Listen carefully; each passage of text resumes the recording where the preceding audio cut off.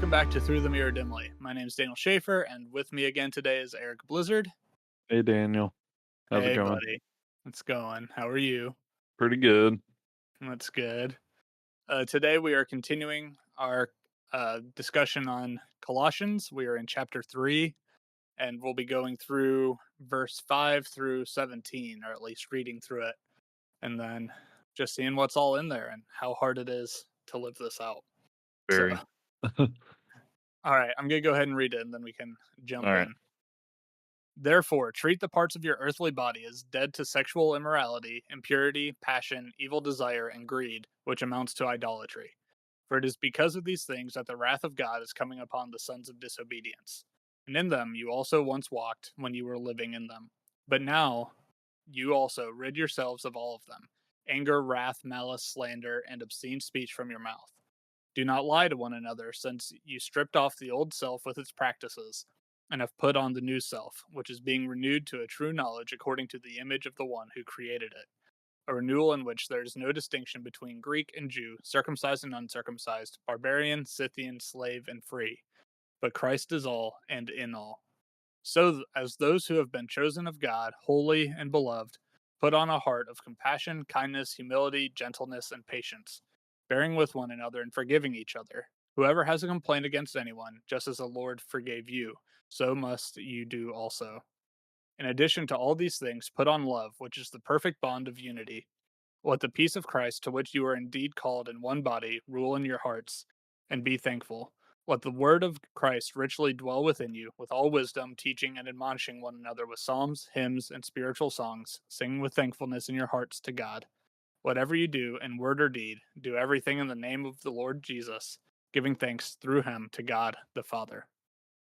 So, big passage about unity, really, and kind of how to accomplish that while living like Christ. Mm-hmm. But, if we were having a discussion on worship, we would really just focus on that ending. Yeah. I think this comes up every. I'm pretty sure this is the only passage that's ever used when talking about worship, besides some Old Testament ones about symbols. Yeah. But yeah, so what does it mean, Eric, Mm, to treat parts of your earthly body as dead to sexual immorality, impurity, passion, evil desire, and greed, which amounts to idolatry? yeah. Yeah, it says treat the parts of your earthly body as dead too, and then those things. So, it's just like non-existent, like not alive. They're not among you. um, just as when people die, they like their physical body decays, spirit leaves their body, and they are no more. Like at least as we can see them in this, reality that we have on Earth. Yeah. So I read it that way, like that literal, like they're not there. Which is, you know, very difficult. Yeah, it's interesting just because it's you treat yourself as dead and you've stripped off your old self with its evil practices and put on the new self. And it's since, you are being renewed to knowledge, like, there's this sense of both you have died to it, but you are also in the process of dying to it or considering yourself dead Hmm. or, getting rid of it. But, yeah, like, sexual immorality, that one's pretty obvious. Some of these, though, are Is just it? very You it know used what to I mean? be. It No, it used to be obvious. yeah, I don't know. It's one Not of those easy, but things. obvious. Well, yeah, it's more like you you think you would know, but then the way society tries to justify so many different things, and the church kind of sadly falls in line with a lot of that. Yeah. Sometimes it muddies the waters a little bit for the average Christian, like what's clearly sexual immoral or sexually immoral and what's not. And it should be easy, but I think it becomes difficult. At least in my experience, it was difficult trying to sort through a lot of stuff growing up in the church and having people try to justify what they do. You know. Yeah. And that's where I think it comes down. There's some level of just, like, poor teaching, or maybe it's just poor understanding, because there's the common line that, Jesus never talked about homosexuality or anything like Mm. that, but he does say, like, uh fornication. He does talk about fornication, which to the Jewish mind, which who he was talking to, anything Mhm. outside of a marriage was fornication. Any kind of sexual immorality outside of marriage was fornication.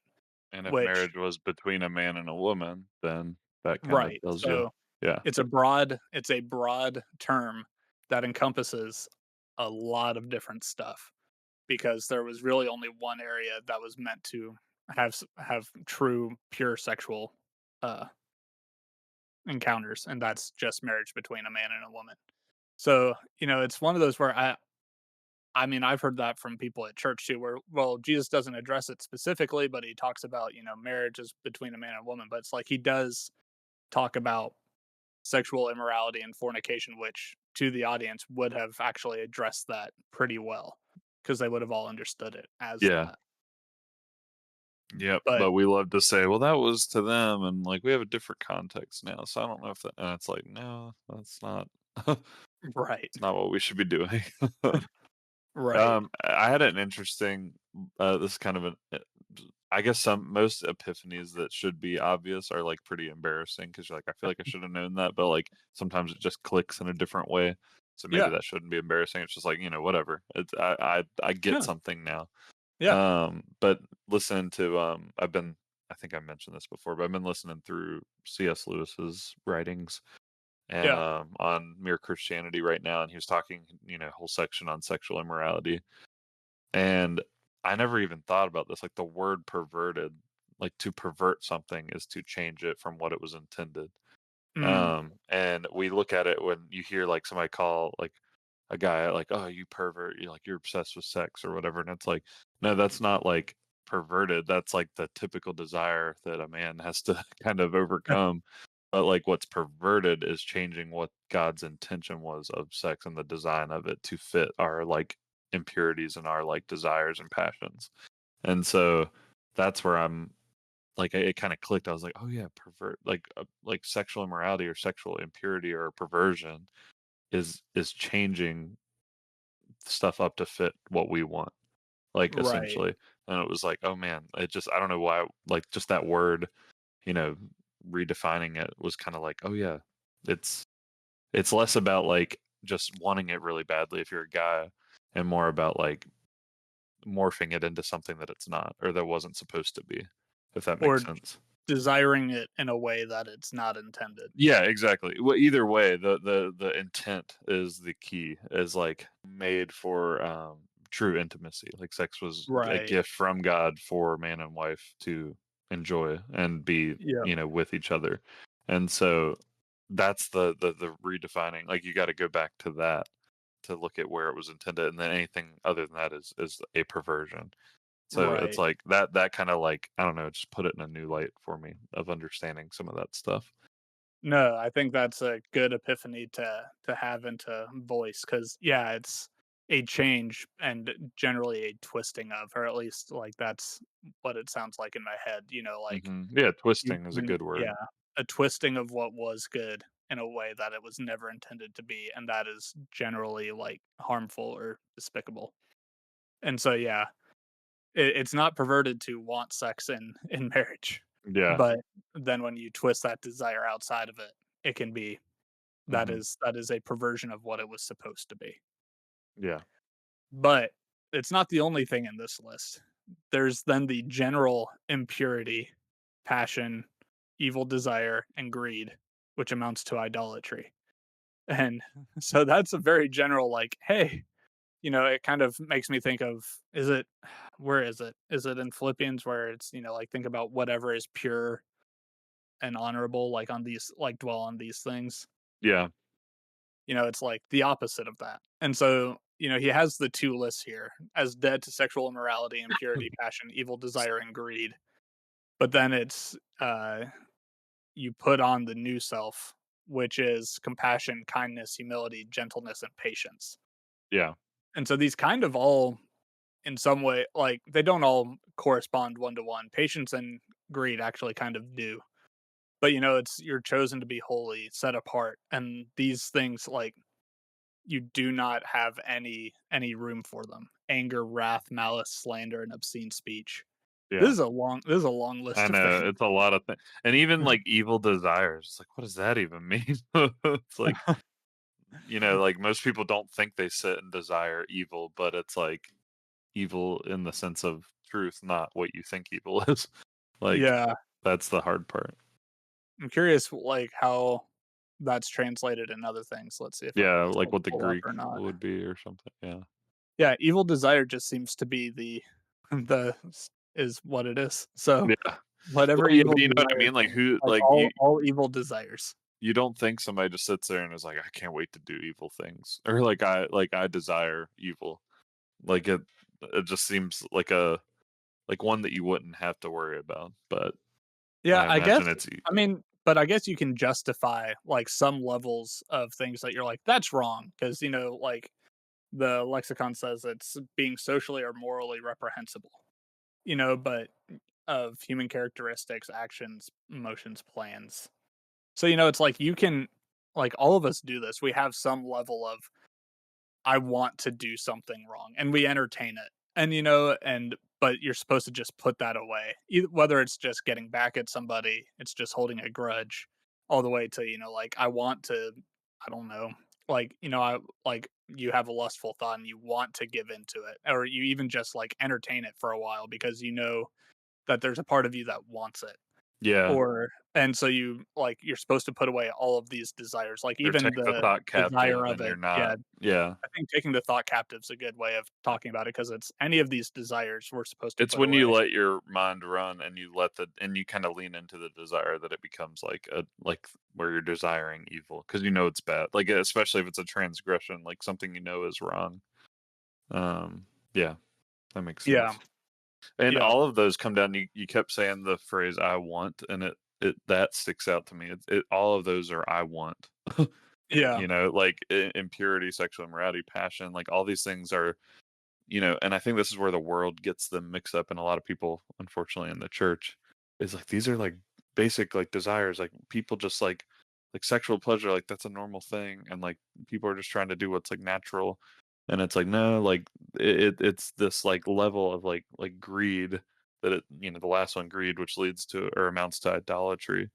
It yeah, makes so much sense because it's like you're wanting these things so badly that you're ignoring God's plan for them and like any bit of sacrifice or any bit of selflessness, and you're moving into like how can I serve myself like yeah, with all of these things. So yeah. that's the theme to me. No, it is, and yeah, there might be a reason why greed was the last one mentioned. Yeah. Which, yeah, I've always had like kind of a love hate relationship with that. In With the sense what? that, like well, in the sense that I think people can kind of spread this too thin or make it too general, where, I've heard everything where it's like, if you enjoy riding your bike too much, then that's a form of idolatry. Or like, you know, whereas I've kind of always viewed it as if it's something that you're like I need this for my life to be good. Like, Mm, desiring things that you don't have, like, not being content with what you have, and you're like, "I need this for my life to be good," then it turns into idolatry. Not like yeah. because, we're supposed to enjoy life. Yeah. And like, if you turn it into anything that you enjoy or, like, desire at all is an idol, then, I mean, at least for me, I can only speak for myself on this, but it turns it into a, "Am I enjoying this too much?" Like Oh yeah.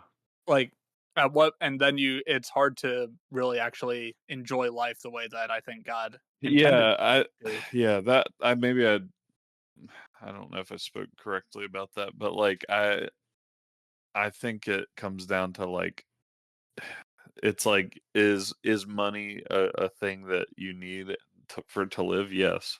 Is love for money different? And like money, like when you're so obsessed with like, man, I just want to make more and more and more so I can be more successful. And when you start focusing on the wrong things, that's when it becomes an issue.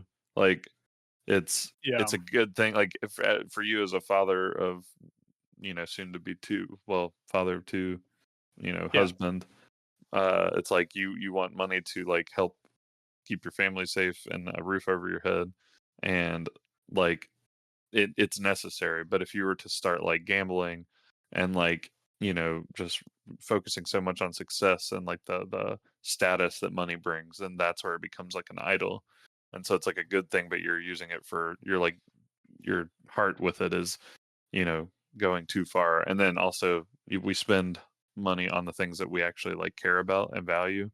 So like usually that'll show the direction that our heart's going, like what we're actually worshiping, is what we're spending our money on. Yeah, So I and don't where know. you find security, because Yeah. I mean, like, that is where I saw, like, with my parents who, gave up my dad gave up, his nice job to become a missionary. It's not that making money was wrong, but it showed that it was not an idol when it was like, "Well, we're gonna trust God to provide Yeah. without, like, because this is what we think he's calling us to do." And yeah, but that's where it's like I've just there's the part of me that's always just kind of rebelled against the anything you enjoy becomes an idol, because I think No, we are yeah, I supposed don't to think it's that enjoy things. simple. Yeah, I don't think it's that simple. I think it's like when it becomes about your pleasure and comfort above all else. Like Yeah, that's where it that or and what I struggle with that. like, would you become depressed, like, if you like, would you think life had lost its luster if you lost whatever it is? Because, it's like, I mean, I enjoy doing a lot of things that, like, I enjoy running, I enjoy working out, but it's like when if I, like, lost whatever the ability to do that, like I currently am with my arm hurting, I can't do Mm, anything. My life isn't I don't find life less enjoyable, right. or I don't I it's not like my hope was in that, or my what I was getting life from was in that, because Yeah. that's not an idol for me. Whereas, in some ways I think you can make marriage, or like, you hear all the time about people who, if they lose a spouse or something, then they start to question God, or they, lose their faith entirely, which I'm Yeah. not saying is unthinkable, like, because you don't know how you'd react in a situation like that. But Yeah. that is where it's like, is God before my wife? Is God before my kids? Mm, Is God before everything, where it's like, if I had everything taken away and it was only God, would I be would I still be content? yeah. You know, like, you think about Job, everything, and his wife is like, "Why don't you just curse God and die?" He's like, "Do we not accept the good as well as the bad?"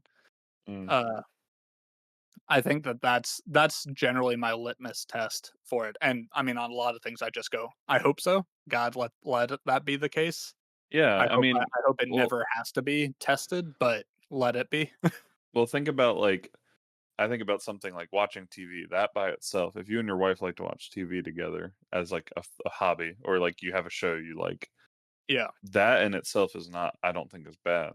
When that's all you do and it becomes less about building a relationship and more about numbing your mind and escaping from reality and getting away from chores and like not like doing things that you're supposed to do in life, then I think the act of, not the act of watching TV, but what how you're using it has become, a form of idolatry or a form of like at least unhealth in your life, right?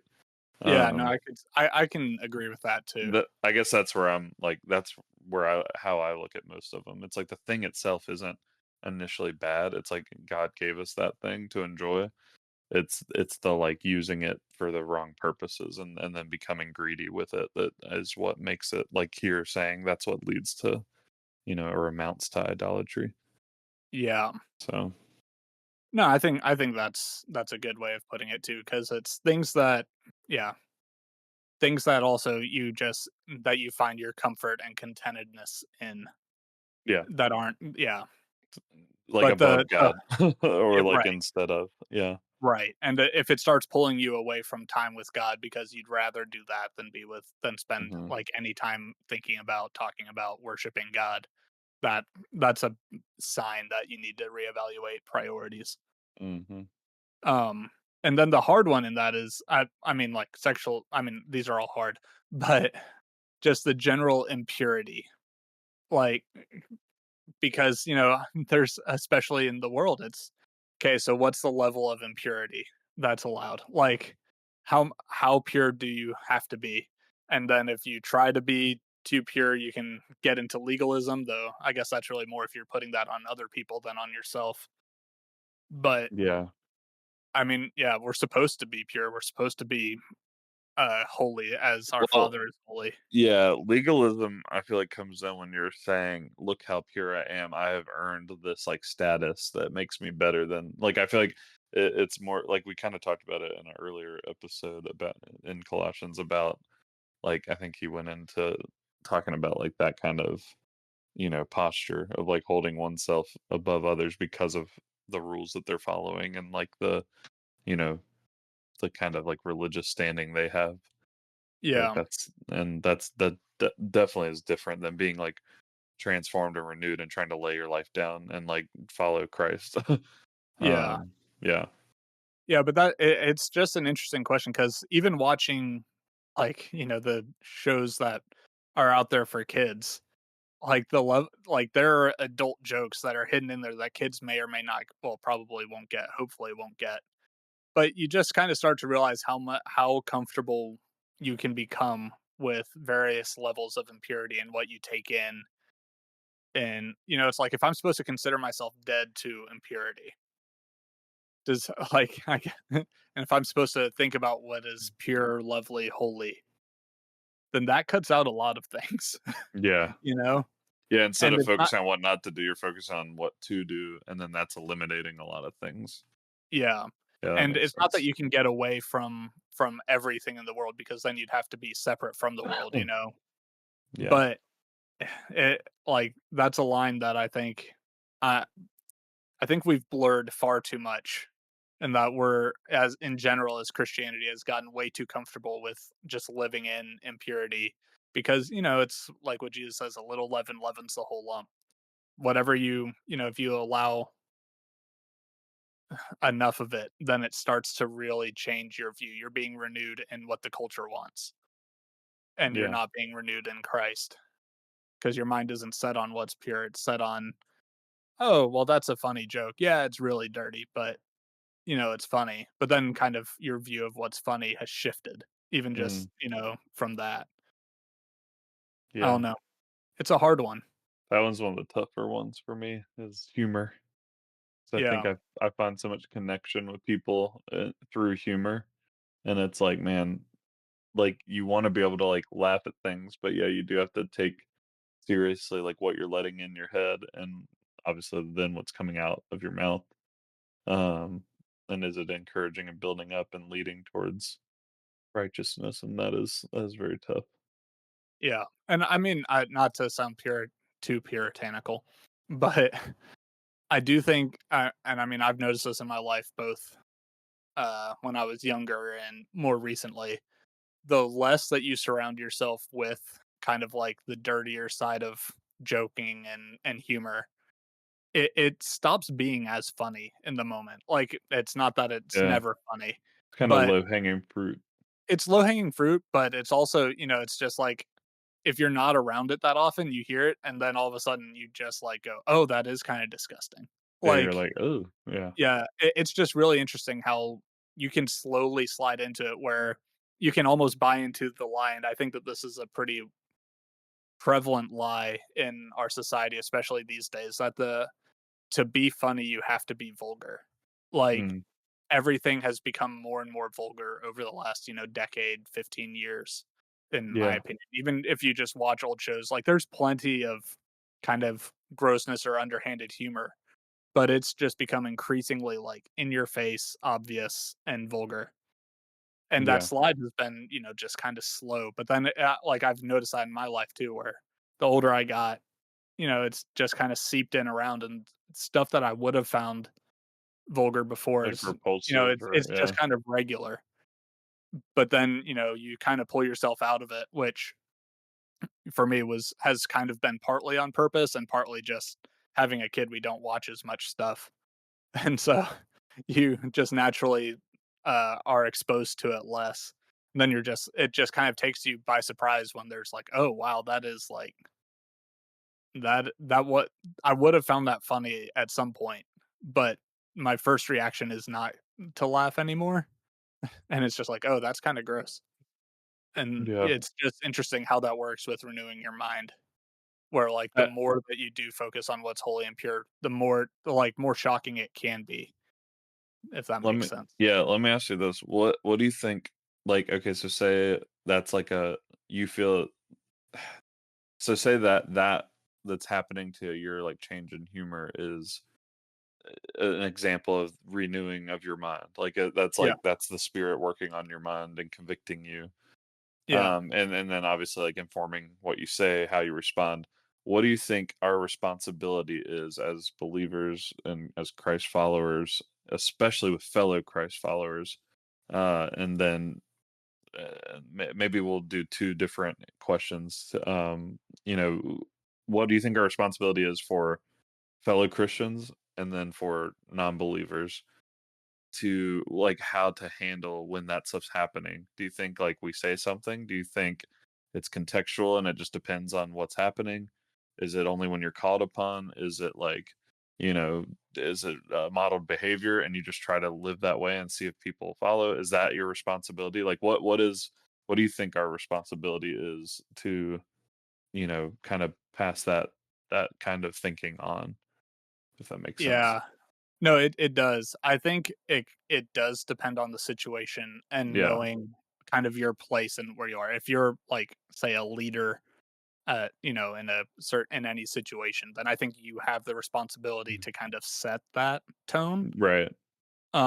If you're not the leader, then it really just kind of depends on your influence there. Yeah. Like, if I'm in a place where I've been around for years and, like, I have a rapport with people, I might say something, um, but a lot of the time, I'd probably just not respond, Yeah. which can still get you into trouble and still, like, people will still Yeah. think you're a stick in the mud.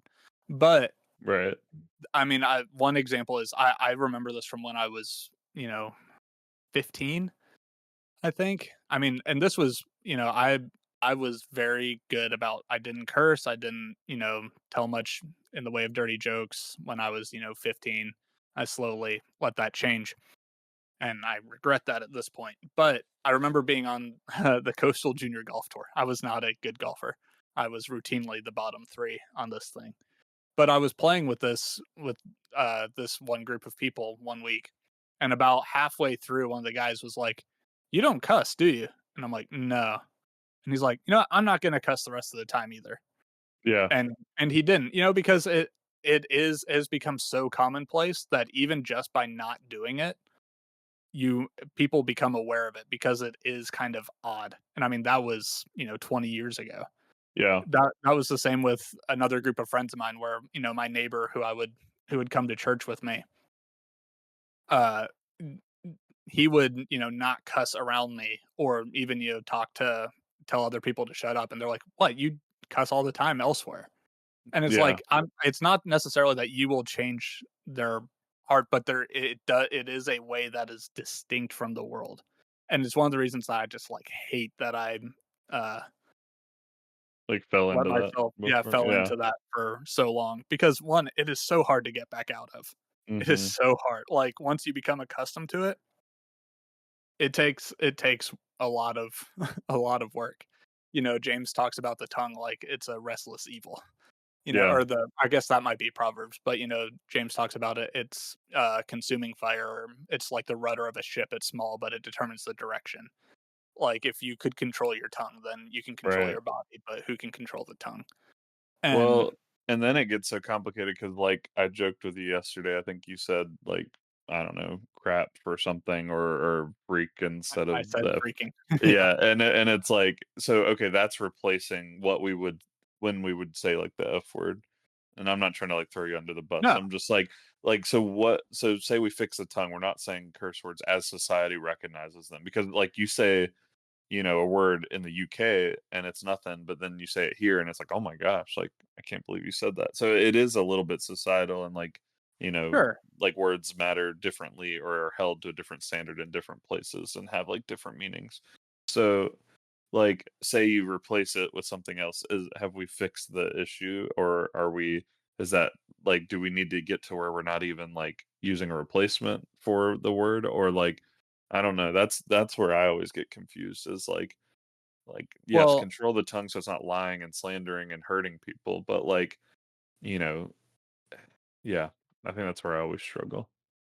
I think there are different ways of looking at that. One, it is context dependent. Like Yeah. obviously some words mean something bad in one culture and not in another. But that's where you kind of have to know, hey, this is going to like this is viewed morally bad in this Yeah. culture. Or at least this is acknowledged as obscene. And so But even if you're what using it as a joke to be funny, you're still getting that humor based off of I'm not supposed to be saying this word, right. right? And Like, yeah. yes, yeah. But I mean, that's where, I'm not gonna be legalistic about it, and I don't think that it's right to, but there's a difference between saying the S word and poop, right? Yeah. Like, if you're like, "I just, like, went to the bathroom," you can be as euphemistic as you want, but there is a certain level of vulgarity once you introduce the S word. Mm, Like, there's even if they mean the same thing or you're using them in the same way, there is a natural vulgarity to it that's recognized. yeah. Like, nobody like, in our culture at least, saying freaking is and I'm not like, some people probably wouldn't even say that, but using it as a, exclamation or as an, like, uh, Yeah. I don't know, That's so as an freaking emphasis. cool or something. Yeah. Yeah. No one's gonna go, "Wow, that was vulgar." Like, you might go, Yeah. "That is," like, "Oh, he's adding exclamation to it." But no one's gonna be like, "Wow, I don't want my two-year-old to hear that." But Mm. if you use the F word, it like, Oh, yeah. even people who curse will be like, "I probably should curse less." Like, "I probably shouldn't use the F word around my two-year-old," because we recognize that it's not a word that we want two-year-olds running around saying. Like, when two-year-olds say something like that they got from their parents, we find it funny because it's forbidden, you Mm. know? And Yeah. it's that idea of it's funny because something so innocent is saying something so vulgar. And there's it really shouldn't be funny, but Yeah. that's also just again where our culture is, where we think innocent people saying something crass is funny. Yeah. And there is a sense of where it's like kids say some really messed up things because they have 0 idea of what they're saying, like, 0 idea. And so it can be really funny to adult ears because the kid is not meaning anything behind it because they just don't understand. Yeah, sure. And that's why I guess I'm getting at is does the meaning, is that what becomes the thing that we should be thinking about and not just you know, the word itself. I mean, obviously the word itself, if it elicits deeper or not context, but deeper vulgarity or frustration, it's yeah, obviously that becomes a respect thing. Like, hey, be respectful, don't say that word in front of people. Um, Well, especially I think it goes back to what we talked about last time where is the question how far is too far or is it am I mm, being holy? Because sure, I can yeah, say something like between me and Brenda where I know she's not gonna be offended by it and it might get a laugh, you sure. know? Yeah. But the question is that holy? Is Like, that actually holy? Yeah. if would I say that knowing that Jesus is in the room? Mm, Well, like, God yeah. hears everything we say, and he knows our Well, he hearts. knows it before we say it, yeah. And so, it's like, if we like, would I say and, some people have been like, "Yeah, I think Jesus would say that." I'm like, Really? Yeah. "Man," like, that is where I really struggle sometimes with how people view Jesus and what it means to be when the angels cry that God is holy, holy, holy. He is completely set apart from sin, that he is completely other. Like, when we're supposed to be distinct in the world and we're supposed to be separate from the world, but I'm using the world's, like, way of being vulgar, to be funny. I don't know. There's something about it that that my gut says is not correct. And that's where, like, I'm not necessarily gonna be super dogmatic on some of it. I think some of it is very easy because, in a lot of situations I've been in, the way that people at, say, churches will talk when they think that they're alone in a room or whatever, it's like they wouldn't dare say any of this around the congregation. Like, if someone walked in and heard it, then, it could be pretty rough. And I mean, that's true of a lot of different places. And so, it's Yeah. like if you have to hide what you're saying, I don't know, that to me, that's iffy. Like, if you have to change your speech patterns depending on who's in the room, I think Oh, yeah. that's tough. You Yeah. could probably make a greater case for it, like, you one-on-one. I don't know. Yeah. I but and yeah, No, yeah, I I think don't you're think right. it's being bully. It shouldn't be like, "What can I get away with?" For sure. Like, I agree with that. And I mean, Um, that's where later here it says, "Rid yourselves of all of them: anger, wrath, malice, slander, and obscene speech from your mouth." And so, what does the culture think is obscene? Like, like, the lexicon here, BDAG, which is, really the gold standard of Greek lexicons from my understanding. It defines this as speech of a kind that is generally considered in poor taste, obscene speech, dirty talk. So, like, this is a very general and it's obviously mildly cultural dependent, but in that is generally considered in poor taste. Like, that covers a lot. mhm. And, it says right here, like, rid yourselves of all of them. Yeah. And it's not where, I go, this is one of those things that you slip up, you say something dumb, like, oh, you need to step down from ministry. But Right. it's the difference between enabling or saying it's okay and going like versus acknowledging, yeah, I struggle with this, but I want to get rid of it. Yeah. I think where it gets tricky, and I try not to let this sway my mindset. Like, it's if it's truth, it's you should just go with it. It shouldn't matter what people like, what's different, like, or somebody picks this and does. But I know some people, like I know a guy that doesn't swear, which I appreciate because I'm when I'm with him, it's similar to your story where I notice and I'm like, Yeah, oh man, like he's not swearing, and then I swear less around him because I'm thinking about it.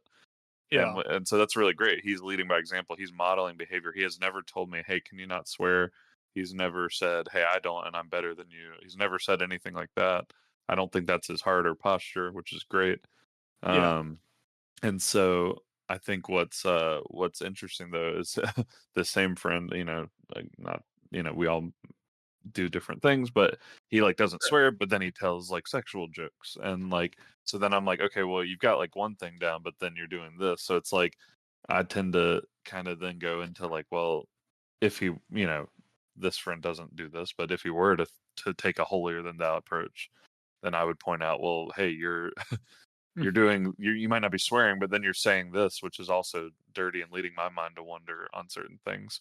I guess like it really should become like an all or nothing approach if we're trying to Yeah. focus on being holier, in that sense, right? Well, yeah, I mean, that's where it's like obscene talk is I mean, it is a very generally considered in poor taste. Like, Mm, sexual jokes are the same. Like, that's it.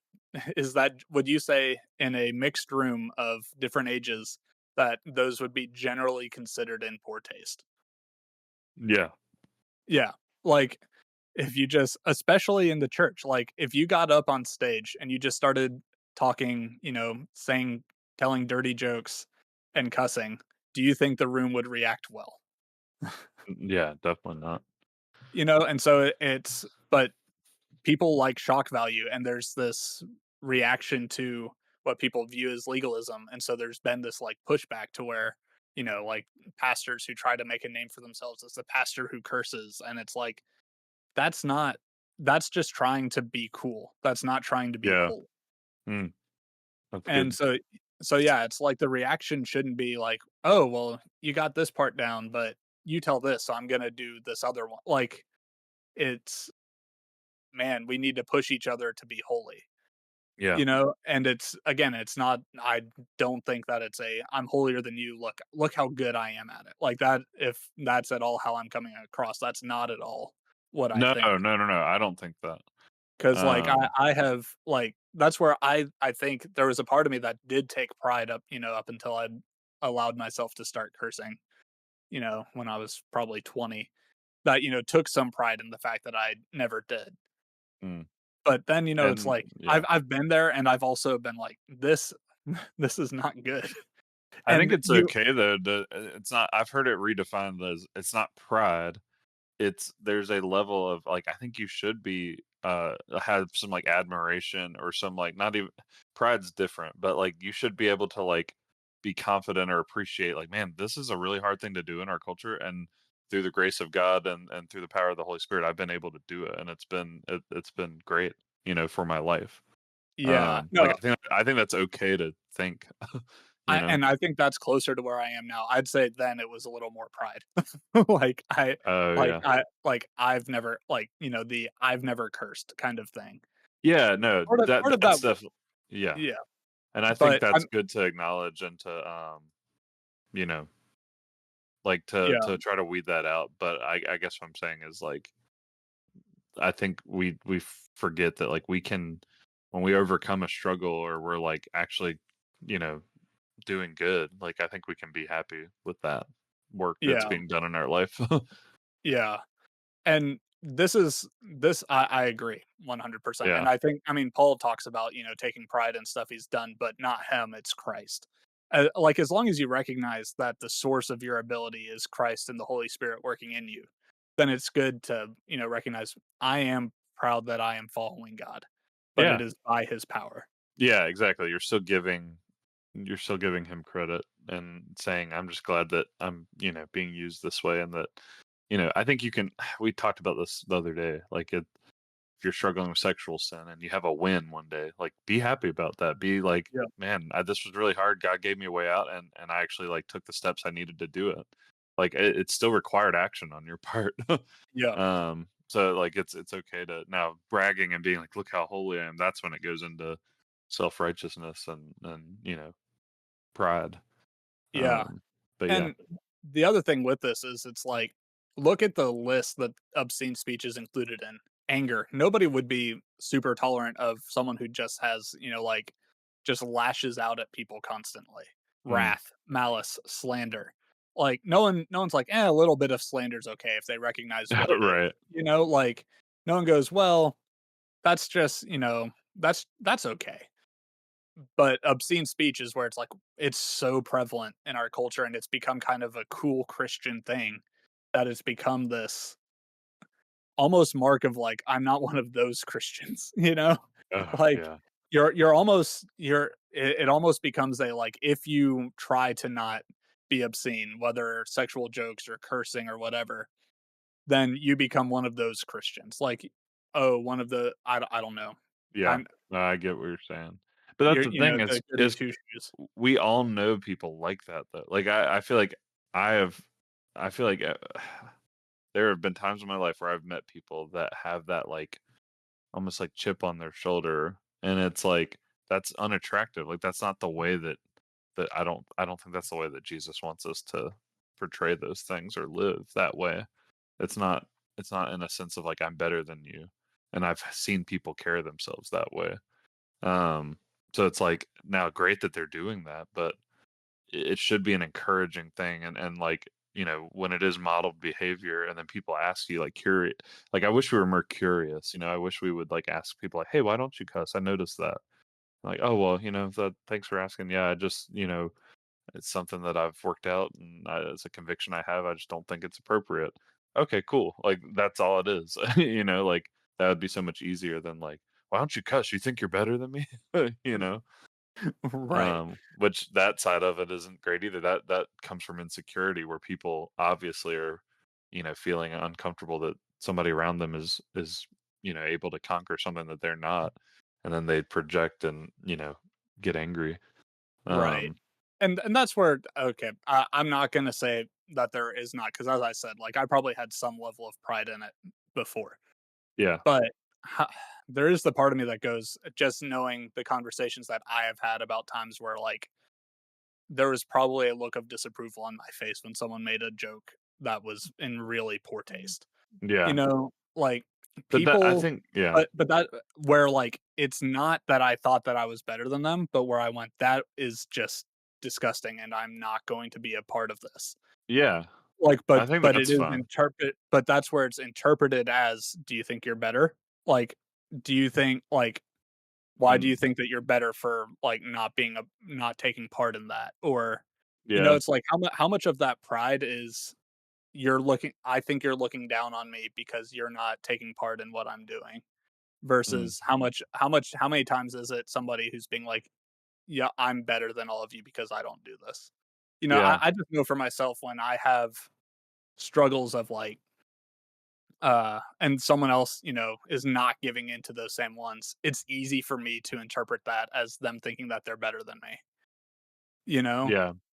Yeah, I think Because that's of where my you have own to have trust in conversations, and, like, if somebody really thinks that and be like, "Hey, like, I hate that you think of it that way. I'm not feeling that way at all. Could we talk about that?" And then if they're not willing to, then it's kinda like, well, you know, like Yeah, like, that you can only do so much, and I know that I'm familiar with some of your struggles with that in the past with people, and sometimes it's unfortunate that people are like that and won't give you the benefit of the doubt, or like at least have trust that, like, you know, you're not being yeah, prideful, you're not being like holier than thou. I mean, I have done that myself. I've been guilty of that, when you've done something, taken a conviction, seriously, or taken a stance, and I've, been guilty of being like, "Oh, well, are you saying I shouldn't do that?" And it's like that comes from insecurity, at least in my experience. I think that's people get very like they feel attacked, when somebody's taking their convictions seriously, and it shouldn't be the response we have. We should be encouraged and be like, "Oh, good for you," you know. yeah, That's yeah. not what we do. That's where, like, I think we've talked about it some about how confession and repentance should be a more normal part, but also it's where humility is so desperately needed. Hmm. Like, to go to just be able to go like, "Okay, am I wrong about this?" Mm, Like, I because I've had these conversations, and when I've kind of stopped coming out, it's like, here, and I think it's what, in Ephesians 5 is the other one, where I was like, there's just I don't see any way around this. Like, I've looked into it. I allowed myself to just kind of ignore these, but I because yeah, in Ephesians 5:3, or here, I'll read 1 through 3. Therefore, be imitators of God as beloved children, and walk in love, just as Christ also loved you and gave himself up for us, an offering and a sacrifice to God as a fragrant aroma. But sexual immorality, or any impurity or greed, must not even be mentioned among you, as is proper among saints. And there must be no filthiness, or foolish talk, or vulgar joking, which are not fitting, but rather giving of thanks. For this you know with certainty that no sexually immoral, or impure, or greedy person, which amounts to an idolater, has an inheritance in the kingdom of Christ and God. So again, like we've talked about Colossians and Ephesians being very similar, but it's the same thing there, where it's like there must be no filthiness, foolish talk, or vulgar joking. And yeah, it's that's like pretty clear. I'm just like, there's no way for me to get around that. And so, but so then there has to be humility elsewhere and going like, I want, like, where people go, I want to do that. Like, at least Yeah, recognizing that there's a desire for this, but to go like, am I wrong? Or like, if this person is truly convicted on it, like, I don't know. Yeah, there's got yeah. to I be think, humility well, and willing to be and corrected. and prayer too. I think like Yeah, whenever we run into somebody that we're like, I mean, think about what we're supposed to do if we run into somebody we think is like a false prophet, or, doing something that we're like, "Ah, this just doesn't seem right." Like, our first reaction should be to pray yeah, and to be to like, like, God, like, give me clarity, like, help me find this in your word, like, to be able to, you know, discern what's right here. right. And so, And like, that's I think we don't do that enough, no, I agree. But that's where, like going back to your first question of what is your like like responsibility? our responsibility. Yeah. And that's where it's like, man, more and more, I think I'm gonna say this, and I'm sure people will disagree with me, but I think we need to not be cowards with it. Yeah. Like, I think that's and fair. because people, because in my experience, again, this is my experience. People are not not very cowardly when it comes to making those jokes in a lot of situations, But they like are when doing it's the small right groups of thing. people. But we're very Yeah. cowardly about speaking, and I'm including myself in this, like, even if I just am silent, like, there's still the part of me that's like, I should have defended either a person who was slandered or God who that was a very vulgar joke on about God, like or just like I should have said something along the lines of that's not edifying in this moment, you know? Yeah. But I mean, I take this too. Like there's a social cost to that. And Yeah. so I mean, I've been just as much of a coward as anyone else. But that's where I when people are silent, like you let evil reign, you Mm. know? And I think that we've taken the divisiveness as sticking up for the truth instead of where the Bible says that people have brought in divisive things into the church. Yeah. But like we are not like sticking up for the truth and telling people like what God has said is not divisive, Yeah. It shouldn't be. but it shouldn't be. But I think we should probably end there for today. Yeah, sorry, we got on a rabbit trail, No, which I I think figured it's we would. good. And I think we can pick up there again. But Yeah. thanks for joining me, Eric. Yeah, thanks for having me. This is great. Yep. And everyone, thank you for joining us. If you like it, like and subscribe, and we will see you next time. And listen to Daniel's other podcast. Yeah. And listen to the quick reflections. Yes. All right. See ya. Bye.